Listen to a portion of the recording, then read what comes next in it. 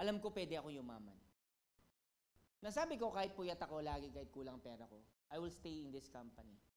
And true enough, yung network marketing is gift sa akin ni God. Palakpakan natin si God. Gift sa akin ni God kasi bata pa ako, actually gusto ko maging CPA lawyer. For what purpose? Gusto ko talagang pag naging CPA lawyer ako, una-una, yayaman ako. Iyon ang nakita ko doon. Kasi alam ko, pampolitics ako eh. Diba? Kaya lang, alam mo, ang galing din ni God kasi sabi ko yung mga mayaman sa amin, nag-CPA lawyer, nag-congressman, nag-mayor, yumaman. Magiging corrupt na mayor ako. At malamang nung panahon ni Duterte, isa ako sa mga pinapapatay. Ang galing ni God kasi hindi niya ako dinala doon. Dinala niya ako sa network marketing. Kasi iba yung heart ko eh. I really want to help people. So totoo lang, lagi ko sinasabi sa inyo, nung nag-decide na akong mag-networking, yung family ko, nasabi kong family ko, even yung mga kapatid ko ngayon, even yung mga tropa ko, mga group of accountants ko, kahit yung mga iba pang groups na pinupuntahan ko, alam nyo ba, yung happiness ko hindi mapupulfill kung sila kasama ko. Pero mas masaya ako pag kasama ko kayo. Nako nyo, kasi eto na yung buhay ko. Ito na yung buhay ko. Pag tinutulak namin kayo, minsan, siyempre, yung iba, no, offend. Pagka, minsan, kinukulit kita, feeling mo, pinipressure kita. No. Hindi kita pinapressure. Because, nasa puso ko yun eh. Kasi I really want to help. Maybe sometimes I become bossy. Or maybe si BP, suddenly, you're telling him, you're crossing the line. Actually, maybe you're looking that way. But in our heart, when you open our heart, you will see na yung puso namin sobrang taba to help people. And to tell you honestly, we can never change every one of you. Because the only person who will decide if you want to change your life is you. We are just here to remind you. We are just here to guide you. We are just here to open up your mind. Kasi, mas fulfilling ako pag nakita ko I change people. Lagi niyong isipin yung story ko na a boy na nandun siya. One morning, he wake up. Gusto niya maglakad sa beach area, di ba? Then, habang nilalakad siya, nakulimlim pa, meron siya nakikita na sa malayo na may dinadampot binabalik sa dagat. Then, nakikita siya ano yung ginagawa ng bata na to. Then, paglapit niya, nakita niya, yung kaibigan niya, dinadampot yung starfish binabalik sa dagat. Sabi niya, bro, ginagawa mo? Sabi niya, pare, binabalik ko yung starfish sa dagat kasi mamamatay sila. Sabi niya, di talaga namang mamamatay yan eh. Alam sabi niya, oo nga, mamamatay. Kaya nga binabalik ko, ang bilis. Binabalik ko yung kaya kong ibalik para hindi lahat sila mamatay. Anong point ko doon? Anong moral of the story? Just like this, di ba? Maybe most of the time, we are crossing the line. But we are not crossing the line because we want to. We are crossing the line because we want to help you. Diba?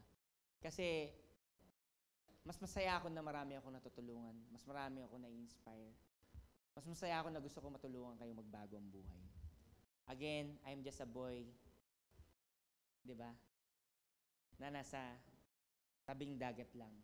Na nagbabalik ng starfish sa dagat.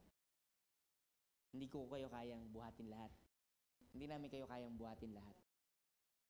Pero maniwala kayo sa akin. Sabi nga, if that person decided for the betterment of themselves, you will see, diba? Sabi nga, he will struck the market. He will struck the sky like a skyrocket, showing to the world, this is myself. This is my real me. Anong point ko? Inside of our heart, there's something that binigay sa atin. Palakpakan natin si God. There's something na nirigalo niya sa atin na sabi niya, you need to wake up. Because I created you different, unique from the rest of the world. All of us are unique. That's why our fingerprints Diba? No single person are the same fingerprints because all of us are created unique. Ganon tayo kamahal ni God. So, mga kaibigan, ako sa totoo lang, bukas makalawa, maybe mawawala rin ako. But sabi ko nga sa wife ko, even ako mawala, diba, ubusin ko man ng pera ko. Pero yung anak ko, settled na yan kasi niready ko na yun. Ganun ko kamahal yung pamilya ko. Di baling wala akong pera. Basta yung pamilya ko, wala na ako rito. Angkan na itatayo na angkan ko, buhay na yan. But I am so grateful with my family, my second family, which is Unified Products and Services. I'm so grateful kasi I will never become Manny Pascual as Manny Pascual today if not with you. Alam mo, sabi ko nga sa inyo, grabe, kasi yung business ko, kahit hindi pa polish yung eCash Pay, payment gateway ako, processor ako, swiper na ako ng ATM ngayon. As in, grabe yung business ko. That alone can sell 3 to 4 billion pesos. Ganun yung business ko. Kaya pag kinakausap ako ng mga barkada ko, pare, grabe ka, dami mong pera, no? Tangina, pare, kasama ka dun sa ano? Sabi niya, yung mga ibang bangko, mga rural bank to, ha? Mga rural bank. Sabi, na-approve ka dun? Kami nga, di ma-approve eh. Oh, kanina kausap ko yung Banknet. Sabi niya. Sabi ko, do I need to talk directly pa ba kay GCash, PayMaya? No need. Because all of the wallet company in the Philippines are already connected with us. Eh, ang dami kong pera doon kay GCash, kay PayMaya, ang dami kong pera doon. Hindi ko na daw kailangan magpondo doon, sila na lang okay na. Switch kasi ako, naging switch na si Unified. Naging switch na si eCash Pay. Ganun yung blessing na meron ako ngayon. Diba? Na hindi ko yun nakuha mag-isa. Alam niya ni Ma'am Carol, ni Ma'am Rhea, yung mga matatagal na sa akin dito, how I started this company. I started from nothing. Ang meron lang ako dito, dreams lang. Kaya I'm telling you, kanina, every time I talk, huwag ka malungkot kung kinukulang ka ngayon. Huwag ka mag-worry kung wala pang dumarating na agila mo. Pag tumuloy-tuloy ka lang, maniwala ka sa akin. Di ba? Walang pakong hindi bumaon na pinupukpok kahit mahina ang pukpok mo.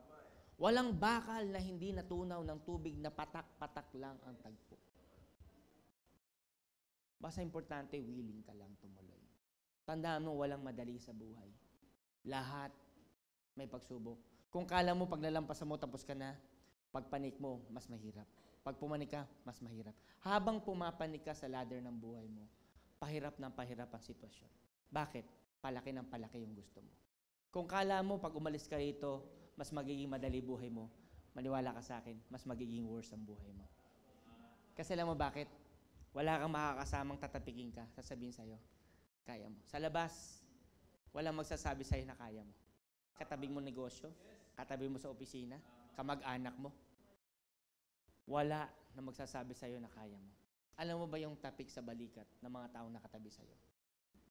Mas matindi pa yan sa 10 DOT. Na kahit nade-depress ka, kahit hindi tayo magka-team, alam mo merong kang katabi. Na kahit siya down, dumating siya down siya. Grabe. Pero nakita niya mas down ka. Down na siya, ha? Nakita ka down niya. Kaya yan, halik. Down na yan, ha? These are the people I want to be with. Pwede ako sumama dito kasi sabi ko nga sa inyo, they can do it. Sabi ng legal ko, hindi ka dapat nagpapakita lagi sa mga tao. Hindi ka dapat naglalakad dyan. Sabi ko, wala mo kaaway. Kahit na, mamaya maano ka dyan eh. Lagi nilang sinasabi sa akin. But I decided not.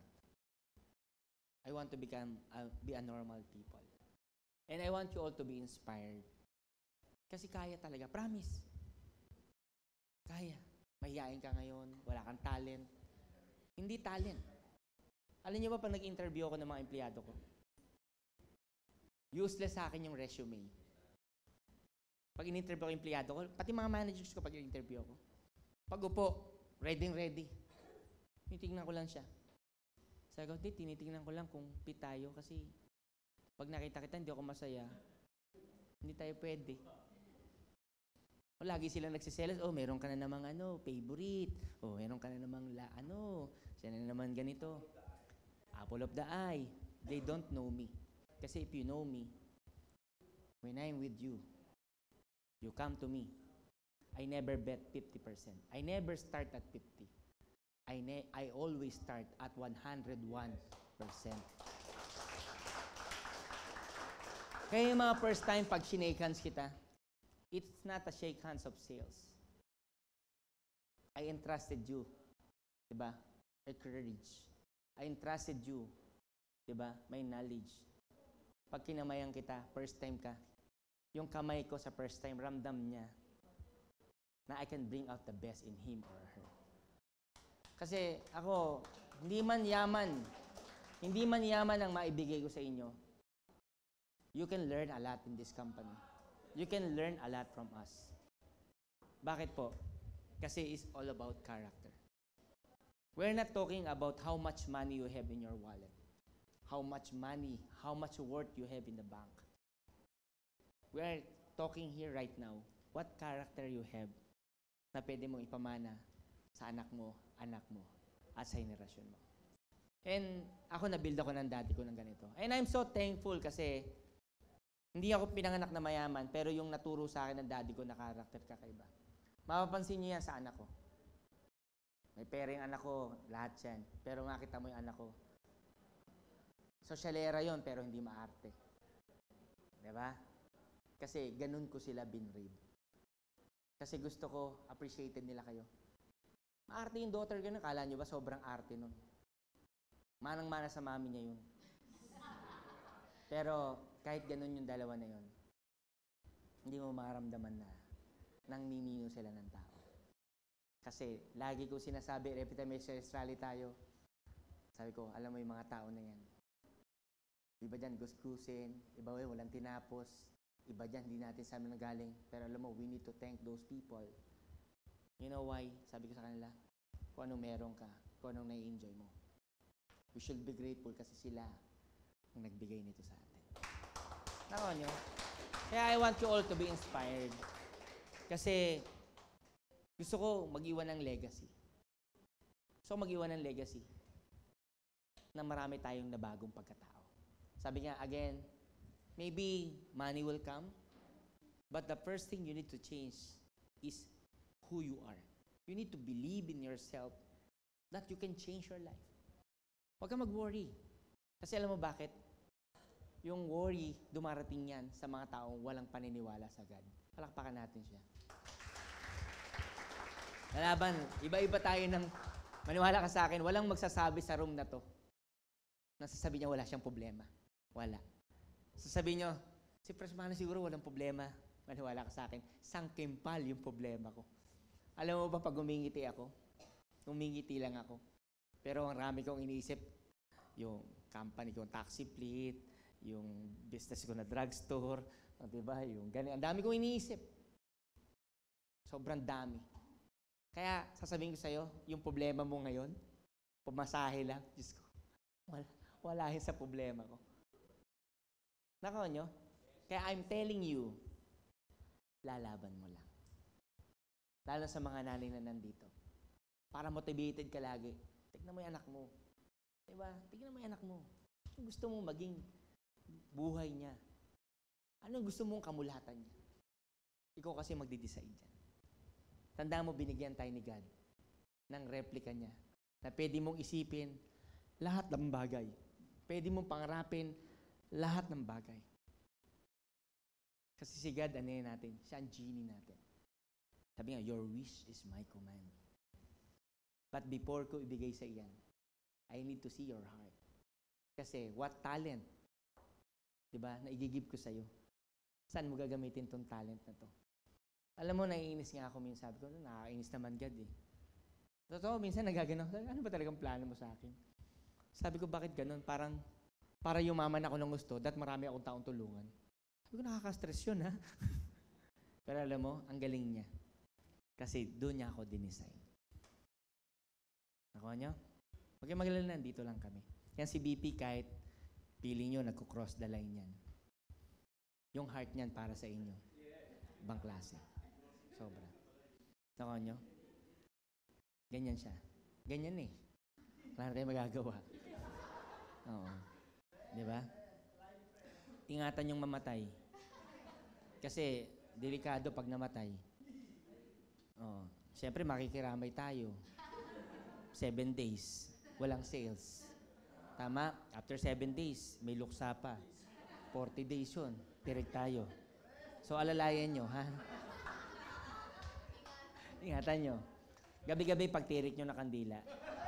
Hanawa, humaba-haba ka pa. Hindi, joke lang. Palakpakan si BP. Palakpakan din natin yung network department na walang sawang nai-stress sa akin yan araw-araw dahil sa inyo. Tuwing makita nila ako nai-stress sila. Kasi siyempre iniisip namin kayo. Nakuha niyo po? Palakpakan ulit si God. With that, Happy Valentine's po sa inyo lahat.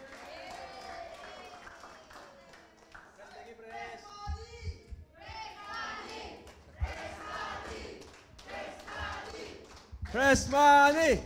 Press money! Press money! Press money! Oh, Alam mo guys. kuya,